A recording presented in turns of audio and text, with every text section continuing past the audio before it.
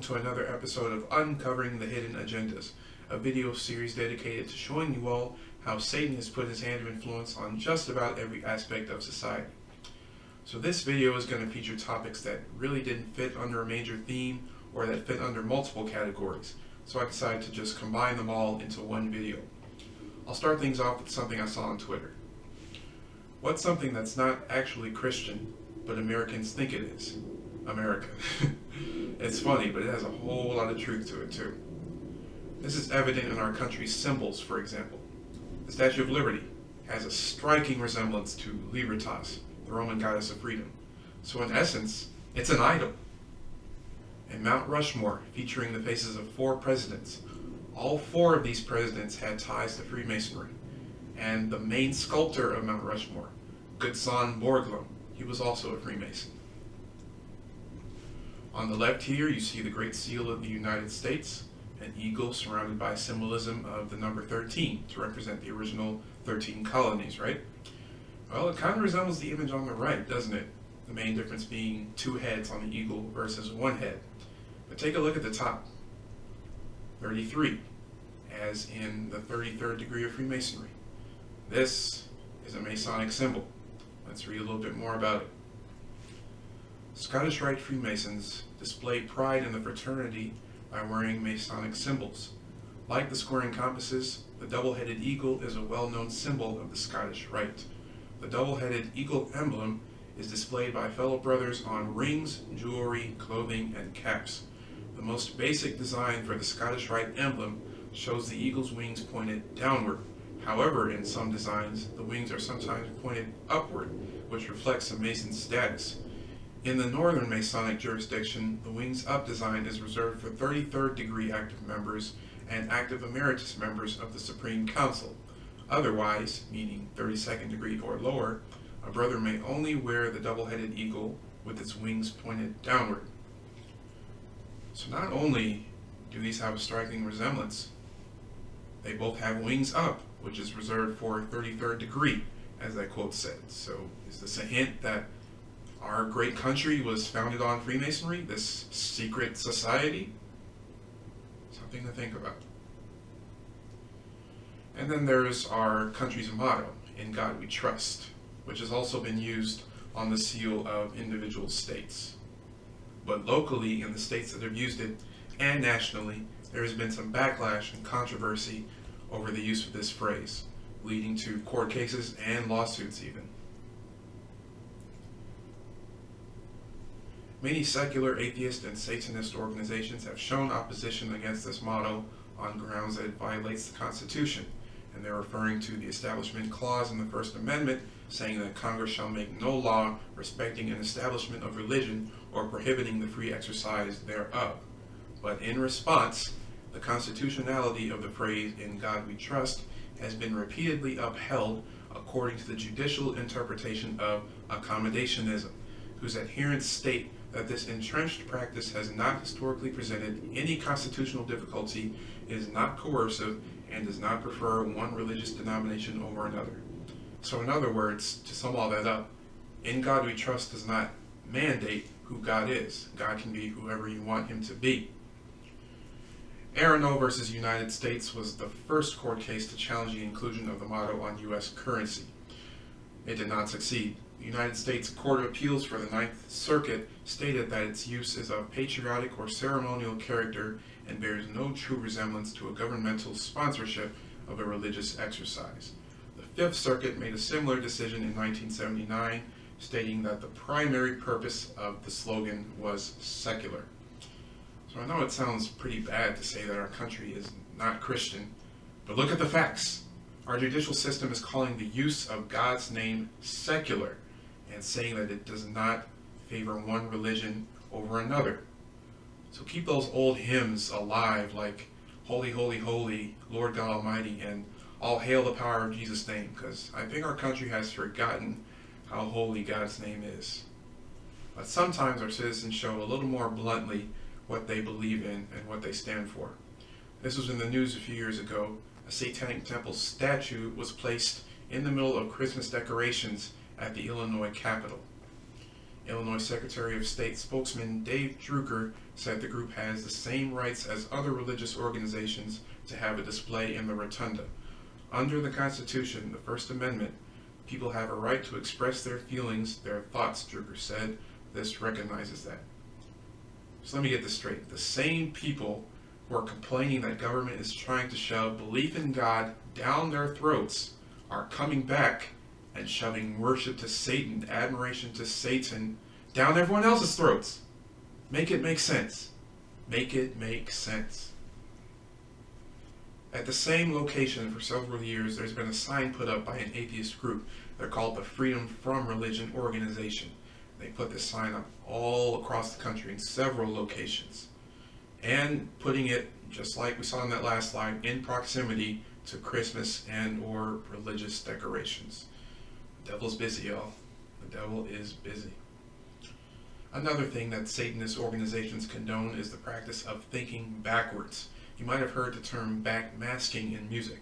This is when artists intentionally record a song backwards that is meant to be played forward. Since at least the 1980s, Christian groups have protested backmasking with claims that it was being used for Satanist purposes. This led to several record-burning protests and propositions for anti-backmasking legislation. So are these claims true?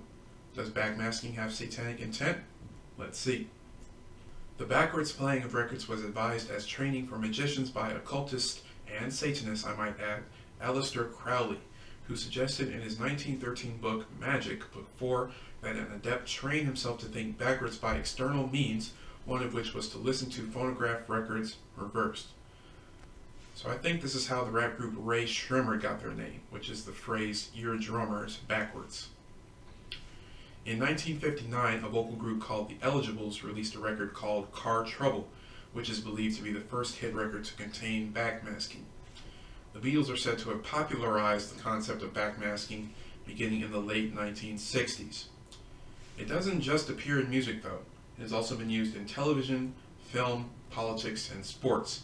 Here's an excerpt from the TV show I Love Lucy, where Lucy and a couple of her friends made a home movie. Here's what happens when they play it.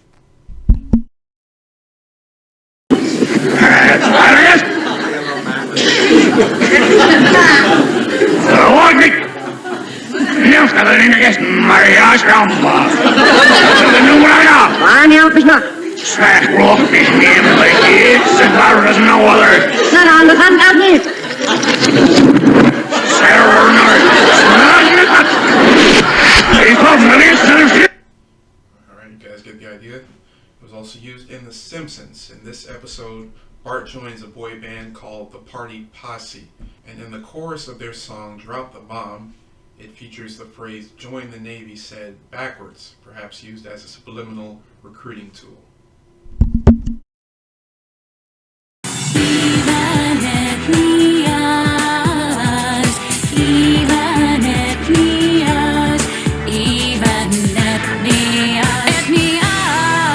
Even at New Year's! You gotta love that crazy chorus. What does it mean? It doesn't mean anything. It's like Ramalama Ding Dong or Give Peace a Chance. Here's an episode of Futurama where an old record player is used. It's a simple matter of reverse installing Calculon's operating system. Amy, play this installation disc backwards. Rise from the dead in the name of Satan. Yikes. I know y'all heard that. It also happens in, of all shows, Mr. Ed. That show from the 60s with the talking horse. Yeah. In the theme song, two messages are heard when it is played backwards.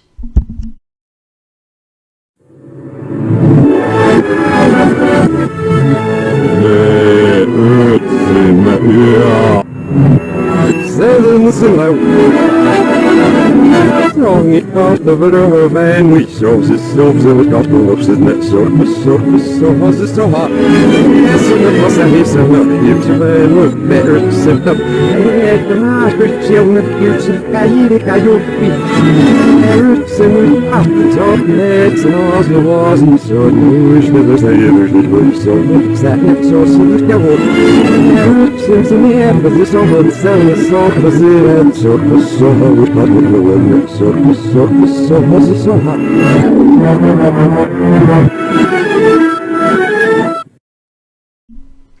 Crazy. This one really shocked me. At the end of the theme song, when they scream Dora the Explorer, there's another message heard when it is played in reverse. Dora the Explorer! Help me, Dora! Like in a kids show, man, that is just wild. In Glee, and I take credit for finding this one myself. In season 2, when they sing the song It's My Life, again, another message heard when it is played backwards. It's my life. I'm sick. It's crazy, man. In The Wizard of Oz, when Dorothy and her friends are traveling to the Emerald City, they sing a song about going into the woods and into the light.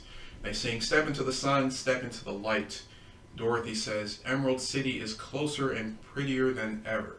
Now let's stop and isolate those first 3 words. Emerald City is. Emerald City is correct. Crazy.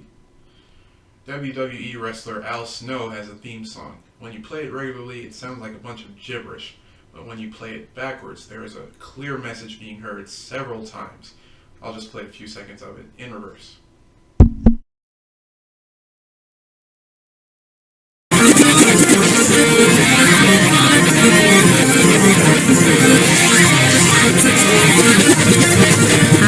am the wind control.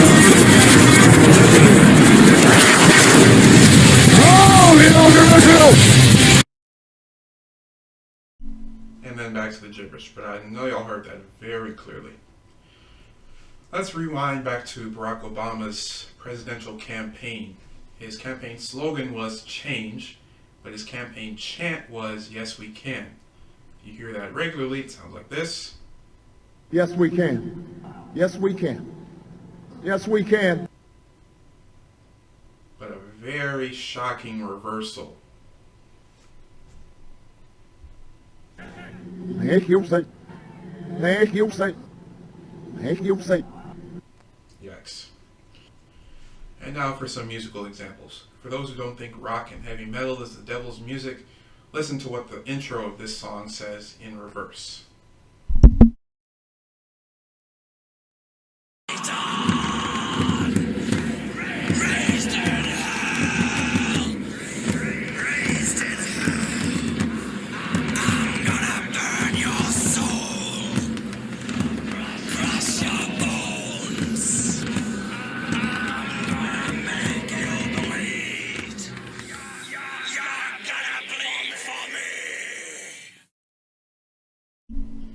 Is anybody else uncomfortable, or is it just me?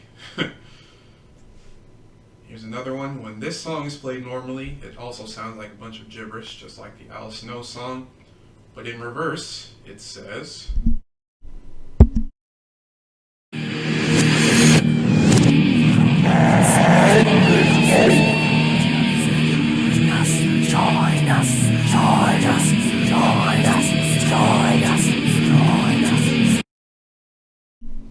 Join us where? Look at the title. HE double hockey sticks. Yikes. Electric Light Orchestra is an English rock band. Their song El Dorado was accused of backmasking for a long time. And of course, unsurprisingly, Jeff Lynne, co-founder of the band, denied all of the accusations. Here's the section in question being played backwards.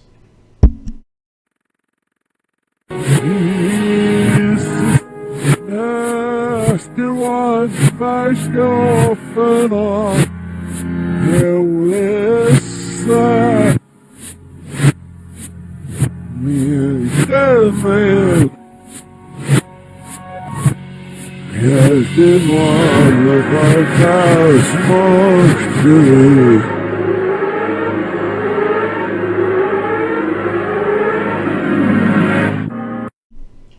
Whoa, this is not getting any better. Has Mark? Obviously talking about the Mark of the Beast. My goodness. Grim Reaper, a British heavy metal band. Here's some gibberish forwards and backwards.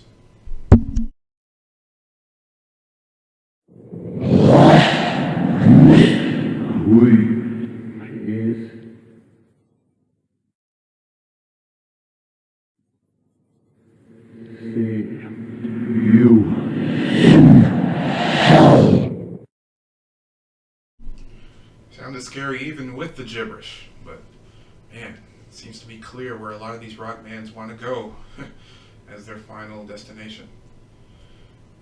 Cheap Trick, an American rock band, does not use gibberish in their song, but there is also a clear message when it is played backwards.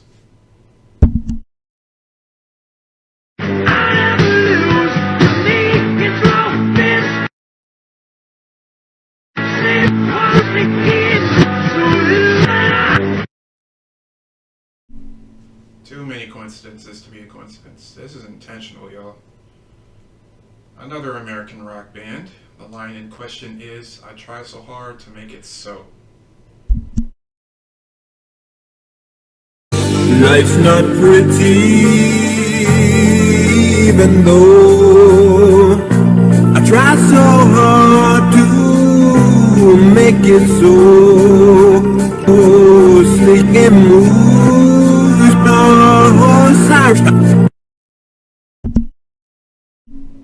Yikes. Here's another English heavy metal band. The lyric in question is Into the Abyss, and a subliminal expert was brought in to examine this song. Let's take a look at what he had to say. Into the Abyss is the line. When you take that line out and play it backwards, you're getting this.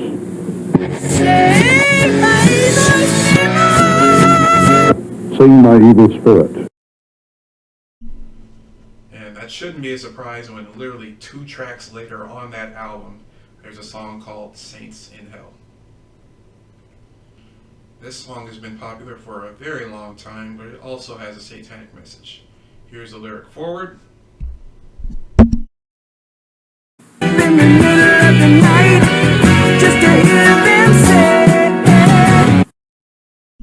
And backward.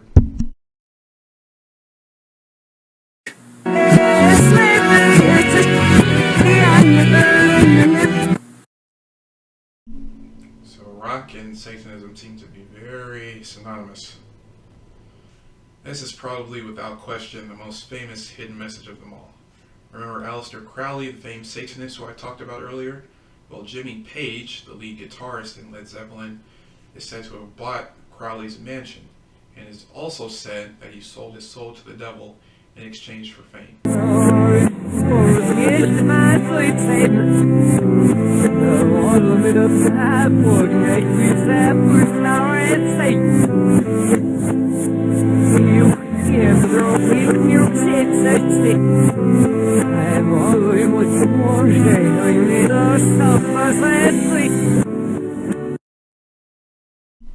Wow. And as long as that message was, that's still not it. There's a line before that part of the song that says, your stairway lies, and it was analyzed on TBN's show Praise the Lord. Here it is, forwards and backwards. Your stairway lies.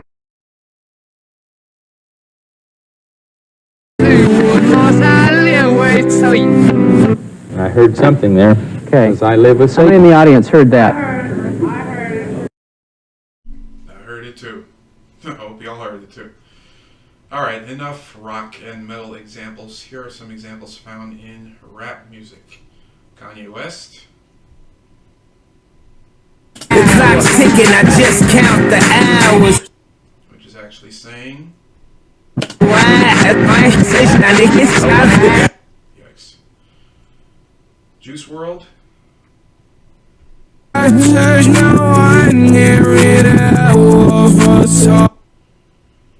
in 6ix9ine's song from 2018, Fifi, Nicki Minaj is featured saying this in reverse.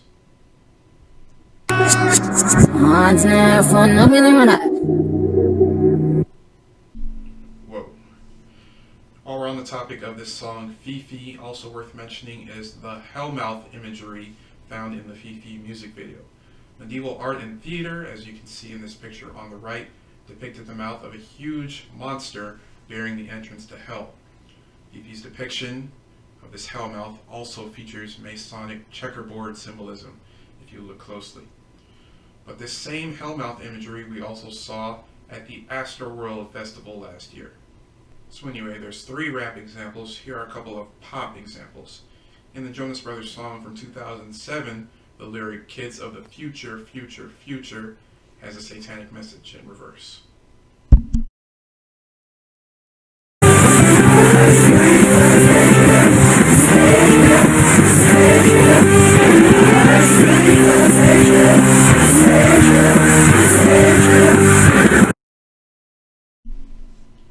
And in Dangerous Woman, Ariana Grande in reverse says something very startling.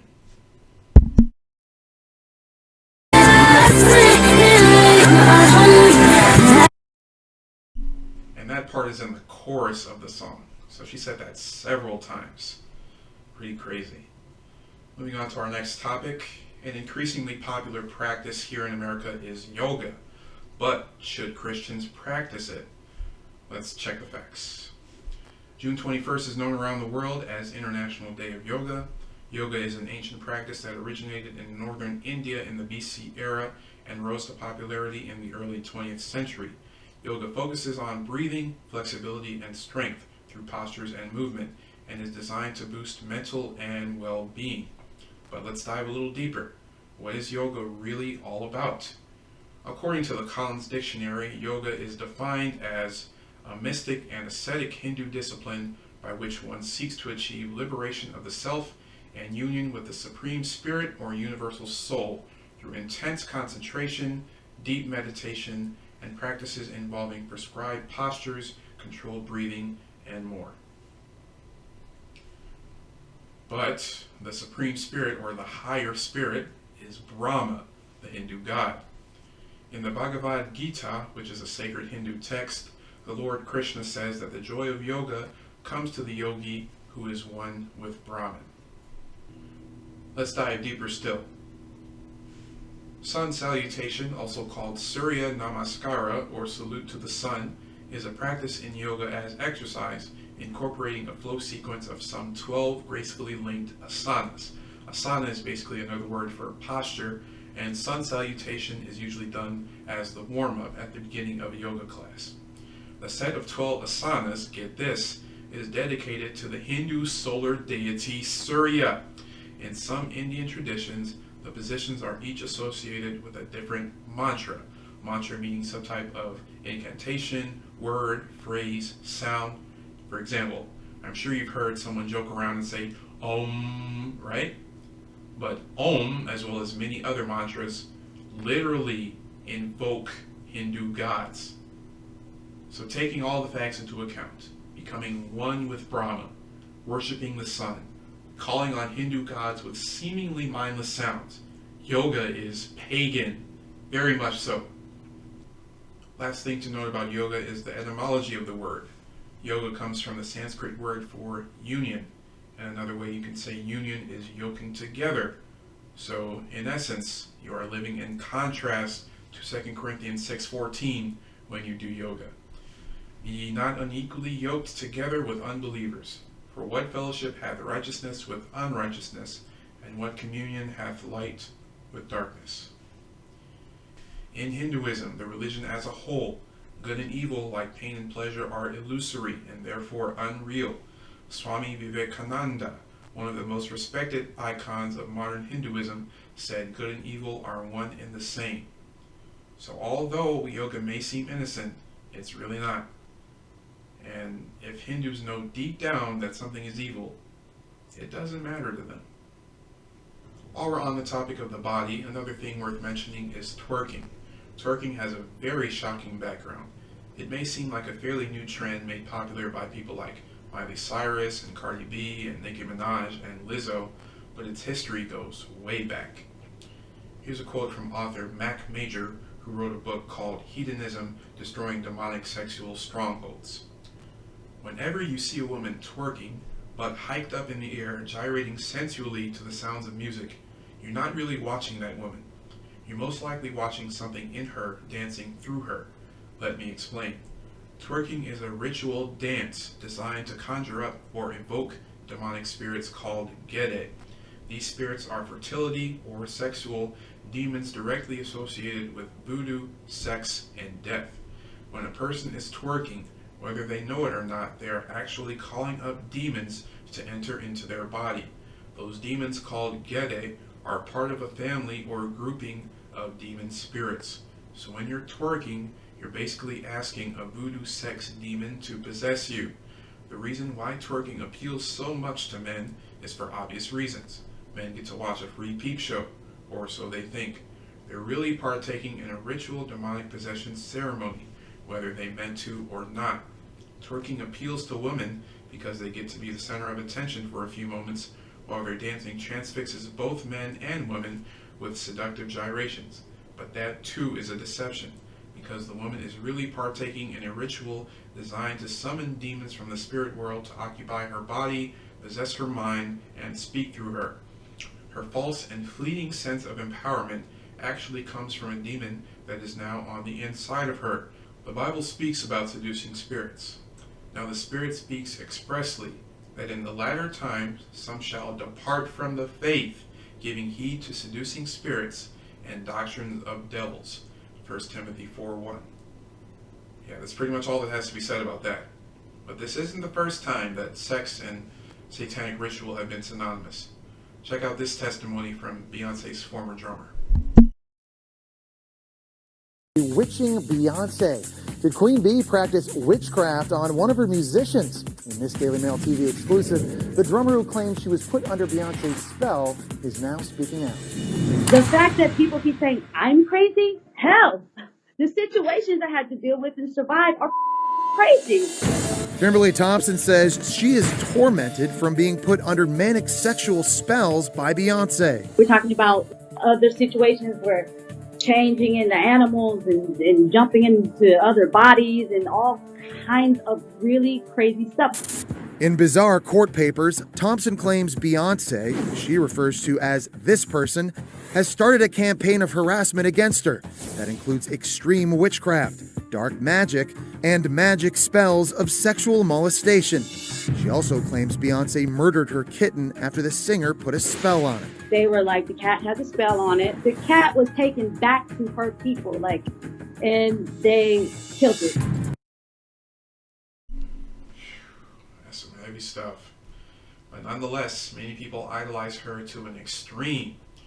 For example, this pastor, Reverend Yolanda Norton, organized an entire worship service that is taken around the country, just like Kanye West's Sunday service. But in this service, if you can call it that, they spend the entire time singing nothing but Beyonce songs and interpreting the Bible through Beyonce songs. I'm gonna work harder, I'm a survivor, I'm gonna make it, I will survive, keep on surviving. Y'all, I'm out of breath because we sing Beyonce in church. Holy cow. Yeah, something about that just doesn't sit right with me at all. But this type of stuff is out there. And even though Beyonce did release a song called Church Girl, she is anything but. Let's take a look at some of the lyrics. In one part she says, you know you got church in the morning, but you're doing God's work, you're going in. This isn't the first time we've seen this. Comparing sex to salvation, just blasphemy that happens all throughout popular music. But guess what the entire song is about? Guess what the chorus is about? Twerking. Drop it like a thotty, pop it like a thotty, let it go, twirl, bad girl acting naughty. Like, yo. And so now we know what the true intent of twerking is, and I'm sure Beyonce does too. And here's a little Uzi clip from 2018 at one of his concerts. Hold on, let me explain something real quick. Before everybody starts screaming and saying, oh, like I told y'all earlier, you motherfuckers entered the rapture. And if ain't nobody flying up to heaven right now, obviously all y'all motherfuckers going to hell. Right with me. So, let's get it. Oh, you already here. I'm so sorry. You can't get out. You're stuck. It's over. You heard the song a million times and you didn't even know. Yikes. To the second power. Going to hell with me? As I've said before, we really got to be careful about which celebrities we look up to, because they've already chosen their fate and they want to bring you with them.